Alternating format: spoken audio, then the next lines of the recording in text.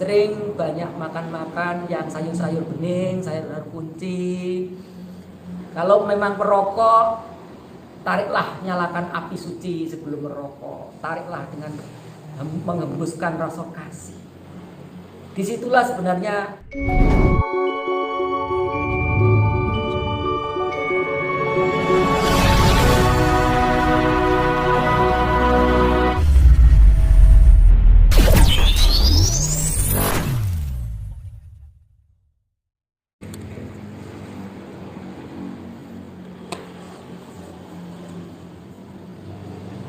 Oke, teman-teman semuanya, hari ini saya bersyukur mendapatkan banyak pencerahan dari Ki Narto. Beliau sudah lama tidak kita liput. Beliau tinggalnya di apa Ki? Coba Ki disampaikan ke teman-teman Ki, biar nggak pada nyasar kalau ke sini Ki. ini nama dusunnya dulu Kapulungan menjadi Dusun Papungan, Jalan Madura, Kecamatan Kanigoro, Kabupaten Blitar, Jawa Timur. Monggo katuran pinarak, banyak dari para pemirsa bertanya-tanya, kadang-kadang harus sibuknya dari ngaji roso, katanya juga waduh karena terlalu sibuk kadang-kadang harus bertemu langsung gitu. Kami persilakan untuk sowan ya. Oke, terima kasih dari Lumajang sudah hadir. Kali ini kita akan sedikit live sama Ki Narto, berbicara tentang sesuatu yang sangat urgent dalam laku spiritual. Itu adalah kita berusaha untuk menemukan jati diri. Nah, dari Lamongan juga hadir, terima kasih. Kita akan tanya kepada Ki Narto bagaimana sih langkahnya yang real, konkret, mudah dipahami agar kita bisa menemukan jati diri yang pertama. Dan yang kedua nanti tentang cupu manik astogino. Mohon dipun wedar sama Ki Narto, dan nanti teman-teman mungkin juga bisa bertanya 2-3 pertanyaan karena kita nanti akan lanjut ke Madiun. Tadi malam di Kediri muter. Monggo Ki Narto. Para pemirsa yang budiman, alangkah bahagianya kita bisa langsung bertatap muka dengan para pemirsa semuanya, saling asih asuh gitu ya. Nah, untuk berangkat menjadi jati diri itu pada dasarnya kita menyadari akan diri kita. Dalam beberapa masa perjalanan kita tentu akan mengalami satu geseran-geseran atau suatu konflik dalam kehidupan sehari-hari. Mengapa kita tidak berhasil? Mengapa kita tidak selalu tenang atau selalu mengalami satu kehidupan yang tidak sesuai dengan harapan? Itu pertanda bahwa kita harus kembali menarik diri dari suasana yang terbangun oleh kondisi situasi yang di luar kesadaran kita.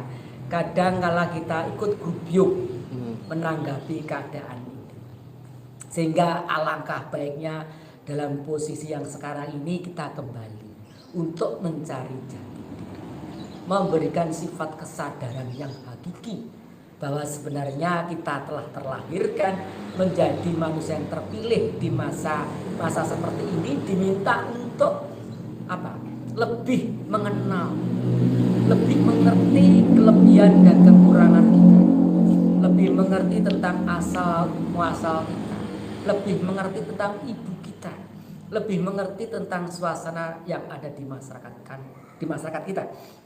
Tentu dengan ini kita akan sering banyak bicara dengan hati nurani. Lah kita pilih tempat-tempat yang ada, yang kadangkala kita datang ke tempat itu kita merasa sejuk, damai, tentram. Itu adalah bukti nyata bahwa tempat itu memberikan kedamaian. Walaupun sebenarnya kedamaian tidak perlu dicari tapi diciptakan. Namun dalam sebuah mencari kedamaian itu, alam sangat membantu kita untuk mengerti, menyadari bahwa di tempat-tempat yang terpilih itulah kita bisa mengambil atau menerima bahasanya adalah sifat deling, sifat sadar, sifat eling, bahwa kita itu bisa menenangkan diri untuk melangkah sesuai dengan harapan. Yang harapannya tentu tadi sehat jasmani, sehat sukmawi, dan sehat ekonomi. Iya. Takarannya di situ.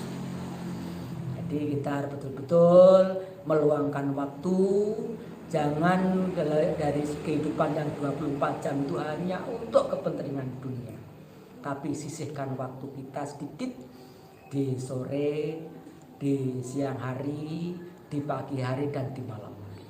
Saya pikir dengan kekuatan jiwa yang bijaksana itu tidak ini, kita akan mendapatkan pencerahan yang tidak jauh tadi sudah dipaparkan dalam kehidupan realita zaman ini.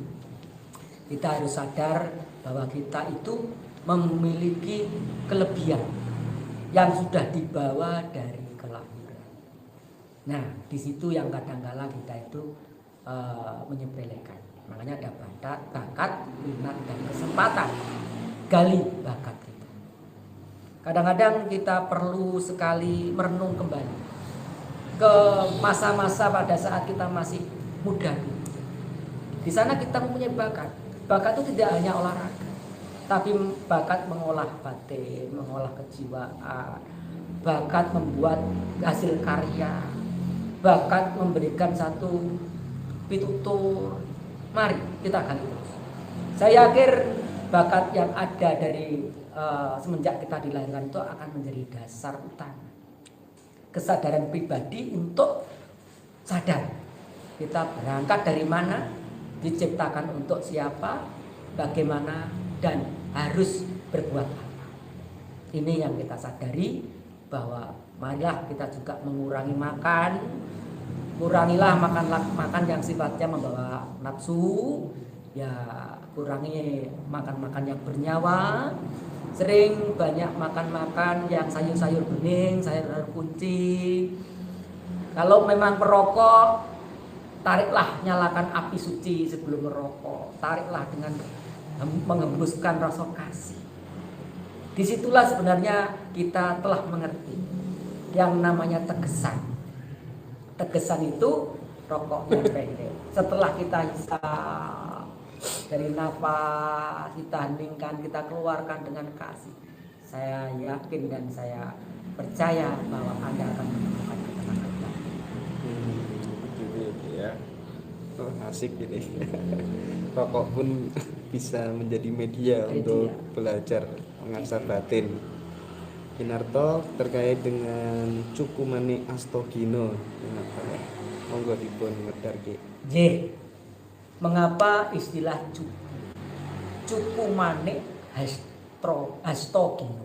Artinya cupu itu ada. Mane itu adalah daya hidup yang hakiki. Cupu mane hasto itu adalah guna itu untuk membabar ilmu kepemimpinan. Digambarkan dalam Cupu mane Astagina itu ada air suci, namanya Tirta Mentana, di mana kehidupan air suci itulah yang harus kita cari. Nanti dibabar di YouTube sudah banyak, atau di Google, intinya apa secara tutur-tuturannya berbagai macam itu ada. Tapi saya ingin menyampaikan saripati, bahwa air suci yang dari bumi digambarkan dengan Cupu mane. Ini daya kekuatan hidup, bahwa kita bicara Tuhan itu bicara Tuhan. Karena Tuhan yang maha besar, maha kuasa, maha adil itu gumelar di alam semesta ini, sehingga digambarkan dengan tirta, dengan air suci. Nah, dari daya air suci itu keluarlah ilmu yang digambarkan oleh Resi Durna. Karena yang punya Cupu mane Astagina itu Resi Durna. Dia seorang maha guru dari putra-putra Pandawa dan putra-putra Kurawa. Di situ ia sebenarnya hanya untuk mencari tuk eroso. Karena gumelarnya hidup itu hanya menimbang, merasakan, menyadari rasa karsa cipta. Nah, dari daya hidup ini Cupu mane Astagina ini nantilah yang menjadi beban, yang menjadi kekuatan awal di mana percikan air tirta mentana itu akan membawa kehidupan. Dan kita sadar bahwa dalam kehidupan daya api suci tadi dikatakan sebagai miradolimo. Itu ilmunya Sukolimo yang sidur, mempelajari air suci dari api suci. Digambarkan warnanya adalah miradolimo itu warnanya merah.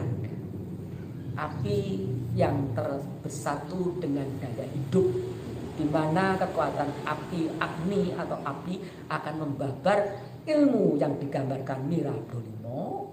Kuning moyo artinya dari air itu akan membawa ilmu pengetahuan yang digambarkan dengan warna kuning untuk mencapai kejayaan, pencobaan untuk menciptakan kemakmuran, perdamaian, ketentraman. Nah, harus sampai ke nilokandi, sifat kasepuan, dan tunjung biru mencapai alam ketuhanan atau alam kasepuan untuk pulang nanti kita ke alam pasurutan. Itu intisari dari Cukuman Astodino, itu akan terbabar, tapi jangan merasa patah semangat. Yang penting satu, jangan mudah marah, jangan mudah ngersu. Jadi jangan menyesalkan diri dan jangan mudah marah. Dari itu saya yakin semuanya akan terbabar.